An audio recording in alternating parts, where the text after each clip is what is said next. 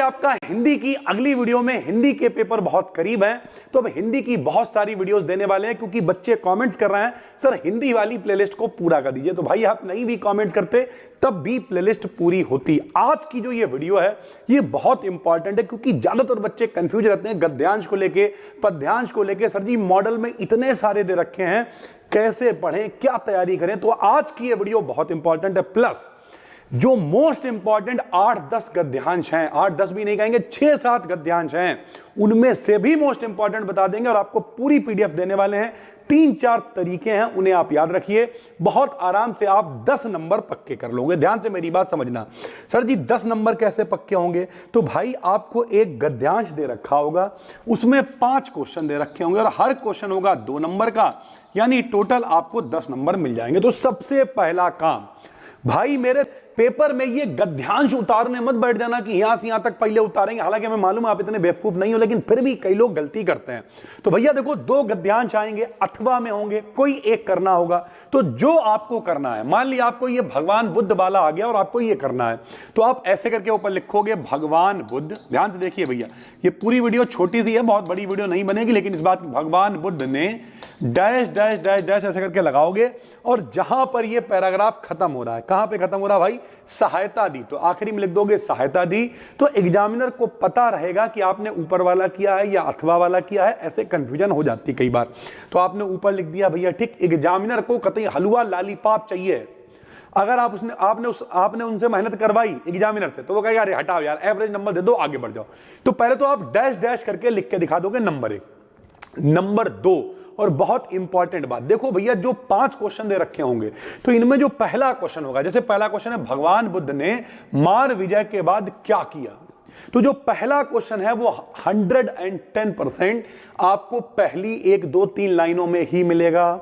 दूसरा क्वेश्चन उसके दूसरे तीसरी लाइन में मिलेगा। जो सबसे आखिर में क्वेश्चन पूछे होंगे उनका आंसर भी कहीं आखिर में ही मिलेगा। ये पैराग्राफ छांटने का तरीका होता है, चाहे इंग्लिश का हो, चाहे हिंदी का हो, चाहे अपठित हो, कोई हो, कि अगर पैराग्राफ में से क्वेश्चन दिए हैं तो जो पहला क्वेश्चन और चेक करते हैं, जैसे भगवान बुद्ध ने मार विजय के बाद क्या किया, तो मार विजय ढूंढ लो। आओ देखते हैं, मार विजय मार विजय मार विजय, मार विजय मिला, तो मार विजय मिला, तो साफ साफ आंसर लिखा हुआ भगवान बुद्ध ने मार विजय के बाद बैरागियों की पलटन खड़ी की। बस यही आंसर है, 2 नंबर मिल गए। सर जी ये तो बहुत सरल है। बिल्कुल सरल है मेरे भाई, और आराम से आप नंबर ला भी सकते हो। तो हमने आपको 2 बातें बताई। नंबर 1 डैश डैश करके लिखोगे, नंबर 2 पहला क्वेश्चन शुरू की लाइन में, दूसरा क्वेश्चन उससे नीचे, इस तरीके से मिल जाएगा। तीसरी और बहुत जरूरी बात, सर जी अगर पेपर में पहचानने को आएगा, तो भैया अगर ऊपर वाले की दुआ रही तो जो हम आपको यहां पर 7-8 इंपॉर्टेंट दे रहा है इन्हीं में से आ जाएगा, तो पहचानना नहीं पड़ेगा। लेकिन उसके अलावा भी कुछ तरीके हैं। जैसे अगर पैराग्राफ में आपको अशोक दिख जाए तो चैप्टर का नाम क्या होगा? अशोक के फूल। जैसे इसमें दिखेगा आपको, आइए देखते हैं। जैसे हम देखो, ये हमें दिखाई दे रहा अशोक, दिख रहा है मेरे भाई। तो अगर अशोक दिख रहा है, इसका मतलब अगर पूछे पाठ का शीर्षक बताओ, पाठ का शीर्षक क्या है भाई? तो पाठ का शीर्षक है अशोक के फूल। लेखक याद रख लेंगे, हजारी प्रसाद द्विवेदी इसके लेखक है। ध्यान से मेरी बात को समझिए। अगर आपको अशोक दिख जाए तो अशोक के फूल हो गया, राष्ट्र दिख जाए तो राष्ट्र का स्वरूप हो गया। समझिए मेरी बात को, राष्ट्र दिख जाए अगर कहीं पे, जैसे अगर मान लिया हम कह दें जन का प्रवाह अनंत होता है, दूसरा भी हम आपको सारे बताएंगे, ध्यान से पूरी वीडियो को देखना है। यहां पे देखो राष्ट्र दिखाई दे रहा है, इसका मतलब ये राष्ट्र का स्वरूप पाठ से लिया गया है। अगर आपको भाषा दिख जाए, ठीक, विज्ञान दिख जाए, इस तरीके की नई नई चीजें दिखें, तो उसे कहेंगे भाषा और आधुनिकता से लिया गया है। जैसे अगर हम आप कहें, ये देखिए, अगर हम आपसे कहें देखो ये विज्ञान की प्रगति के कारण विज्ञान आ गया, प्रगति आ गई, इस तरीके की चीजें आए, तो समझ लो वो काहे से लिया गया है? भाषा और आधुनिकता से लिया गया है भाई, ठीक। अब आप लिखोगे कैसे ये भी समझना पड़ेगा। जैसे गद्यांश के पाठ और लेखक का नाम लिखिए, तो आप ऊपर डैश डैश करके लिख लोगे। फिर लिखोगे आप पाठ का शीर्षक क्या है, तो भाषा और आधुनिकता है। लेखक कौन है? प्रोफेसर जी सुंदर रेड्डी जी हैं, ठीक। फिर आपसे कहेगा रेखांकित अंश की व्याख्या कीजिए। इसमें फंस सकते हैं आप, एक क्वेश्चन 5 में से जरूर होगा जिसमें रेखांकित अंश की व्याख्या पूछेगा, तो इसमें बहुत काबिल नहीं बनना है। आओ देखो, देखो ये रेखांकित अंश है, ठीक, इसमें कुछ रटने की जरूरत नहीं है। विज्ञान की प्रगति के कारण नई चीजों का निरंतर आविष्कार होता रहा है। यानी हम अपनी भाषा में इसे लिखेंगे। जब कभी नया आविष्कार होता है तो उसे एक नई संज्ञा दी जाती है। जिस देश में उसकी सृष्टि की जाती है वह देश उस आविष्कार के नामकरण के लिए नया शब्द बनाता है। बाकी देश भी बिना परिवर्तन किए उसी शब्द को इस्तेमाल करते हैं। अपनी भाषा में समझे तो क्या कह रहा है?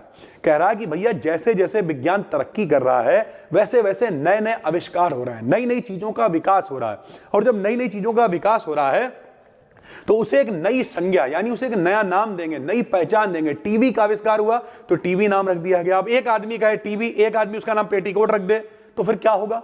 तो फिर वो हम बोले भैया टीवी देखना है टीवी, और तुम बस समझ रहे हो क्या हो जाएगा फिर? मतलब अगर अलग अलग देश अपने अपने नाम रख लेंगे तो मतलब बिल्कुल भी अलग नहीं जाना है। तो इस तरीके से सारी चीजें एक ही रखनी है। जैसे रेडियो है, टेलीविजन है, इस तरीके की चीजें हैं तो रेखांकित अंश की व्याख्या अपनी लैंग्वेज में करेंगे, जैसे हमने यहां करके भी दिखाई। आपको कुछ नहीं करना है।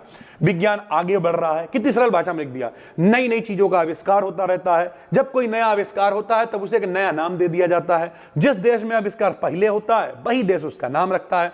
अन्य देश भी उस नाम का वैसे ही प्रयोग कर लेते हैं मेरे भाई। ठीक, तो सबसे पहला, आप ध्यान से मेरी बात सुनिए, सबसे पहला जो मोस्ट इंपॉर्टेंट गद्यांश है पिछली साल 2025 के 3 सेटों में आया हुआ है। कौन सा है? भगवान बुद्ध ने मार विजय के बाद बैरागियों की पलटन खड़ी की। बहुत इंपॉर्टेंट है। इनके आंसर भी हमने लगाए हैं भाई। ठीक, ये पीडीएफ कहां पे देंगे? पहले तो पूरी वीडियो देखो, डिस्क्रिप्शन में फ्री टेलीग्राम चैनल का लिंक देंगे और वहीं पे आपको पीडीएफ मिल जाएगी भाई। ठीक, ये देखो इसके आंसर हमने लिख दिए हैं। जैसे दूसरा देखो, बोधिसत्वों का शिरोमणि कौन बन गया? तो देखो यहीं पे कहीं पे मिल जाएगा जब आप इसे पढ़ोगे। असल में मार मर्दन ये वो सब, ये देखो यक्षों ने वज्रपाणी नामक देवता, तो वज्रपाणी यानी इसका जो उनका बोधिसत्वों का जो शिरोमणि था वो कौन बन गया? वज्रपाणी। उसी को हम लोग इंद्र भी कहते थे, तो इंद्र बन गया या वज्रपाणी बन गया। फिर बोधिसत्व का क्या अर्थ है? तो जो बुद्धत्व को प्राप्त करेगा वो बोधिसत्व है। अभिचार का क्या अर्थ है? तो जो बुरे कर्मों के लिए मंत्र का प्रयोग करे उसे हम लोग अभिसार कहते हैं। रेखांकित अंश की व्याख्या कर दी। पाठ का शीर्षक अशोक के फूल हो गया, हजारी प्रसाद द्विवेदी हो गया। 10 नंबर आपको मिल गए। ठीक, ये पीडीएफ जरूर देखना भाई, बहुत अनुभव के साथ बनाई है बैठ के हमने। ठीक भाई, फिर जन का प्रवाह अनंत होता, मोस्ट वांटेड है ये। अगर आप हमसे कहो कि सर जी जितने आप दे रहे हो 7-8, उनमें से कोई एक बता दो तो हम आपसे कहेंगे ये बहुत आता है भैया। जन का प्रवाह अनंत होता है। पापा मैथ्स का होमवर्क हो गया, अब मैं खेलने जा रही हूँ। क्यों, क्या हुआ? और नहीं पढ़ना? नहीं पापा, मैथ्स बहुत बोरिंग लगती है। ये एक बता दो तो हम आपसे कहेंगे ये बहुत आता है भैया। जन का प्रवाह अनंत होता है। इसमें देखिए क्वेश्चन दे रखा है, राष्ट्रीय जन ने किसके साथ तादात्म्य स्थापित किया है? पहली लाइन है तो पहली लाइन में ही मिल जाएगा। ये देखो वर्षों से भूमि के साथ, तो भूमि के साथ तादात्म्य इस्तेमाल किया है, स्थापित किया है। तो पहला क्वेश्चन पहली लाइन में, दूसरा क्वेश्चन दूसरी तीसरी लाइन में, इस तरीके से आपको मिल जाएगा। तो इसके भी हमने आंसर सारे यहां पे लगा दिए हैं। जन का प्रवाह अनंत होता है, बहुत इंपॉर्टेंट है। तीसरा, विज्ञान की प्रगति यानी भाषा और आधुनिकता का है, ये बहुत इंपॉर्टेंट है, बार बार पेपर में आया हुआ है। इसके भी आंसर हमने यहां पर लगा दिए हैं। चौथा कौन सा है? कुछ लोग बड़े निर्दोष मिथ्यावादी होते हैं, यानी मिथ्या मतलब झूठ तो बोलते हैं लेकिन निर्दोष भी होते हैं, यानी उनकी आदत में होता है। उनका कोई उद्देश्य नहीं है कि वो फायदा उठा लें, वो वैसे ही झूठ बोलते रहते हैं। भैया पता लगा कोचिंग लेट पहुंचे, कहा मास्टर ने नहीं पूछा तब भी, सर जी अरे वो थोड़ा सा देर हो गई थी। क्यों देर हो गई थी? मास्टर ने अगर मान लिया फुरेरी लगा भी तब भी कुछ भी उन्होंने बना दिया, मास्टर को कोई लेना देना भी नहीं, तो निर्दोष है वो। लेकिन अगर कोई झूठ बोल के किसी को दिक्कत पहुंचा रहा तब फिर वो दोषी कहलाएगा। तो ये वाला बहुत इंपॉर्टेंट है। ठीक है भाई, कि किस तरीके से लोग झूठ बोलते हैं, मिथ्यावादी होते हैं, ये निंदा रस का है। यहां पे लिखा होगा भाई।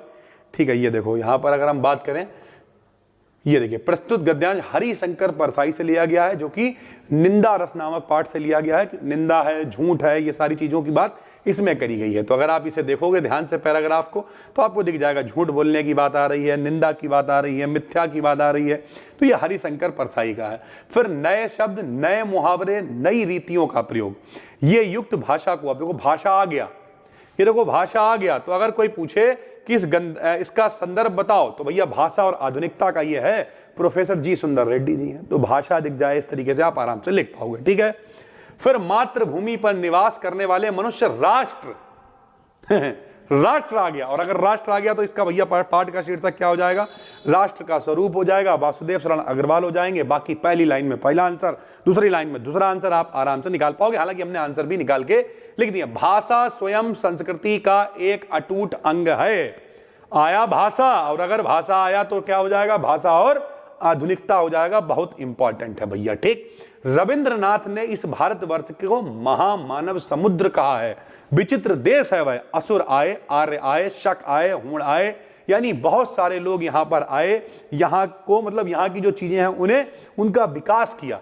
तो इस तरीके की जो चीजें हैं ये सब कहां से ली गई है? देखो, अशोक की भी अपनी स्मृति परंपरा है। अशोक, तो ये किससे लिया गया है? अशोक के फूल से लिया गया है। तो इस तरीके से आप आराम से लिख सकते हो, अशोक के फूल से लिया गया है। और ये है किसका? आचार्य हजारी प्रसाद द्विवेदी जी का है भाई। ठीक, तो ओवरऑल बहुत कुछ हमने आपको समझा दिया होगा। कम समय में हम आपका समय बिल्कुल भी खराब नहीं करेंगे। हम आपसे कहें 10 घंटे 12 घंटे मेरे साथ बैठे रहो, मत बैठो। ये पीडीएफ आपको दे रहे हैं, फटाफट से इसे देख लो, बाकी अपनी तैयारी करते रहो यार। लेकिन जो मोस्ट वांटेड है बिल्कुल स्क्रिप्टेड और छटा हुआ, मेहनत हम करेंगे, आप अपनी पढ़ाई करते रहिए। मिलते हैं अगली वीडियो में, तब तक के लिए धन्यवाद, थैंक यू। और हाँ, डिस्क्रिप्शन में फ्री प्लेलिस्ट दे रखी है, क्लिक करके देख डालो भैया, ताकि पता चले।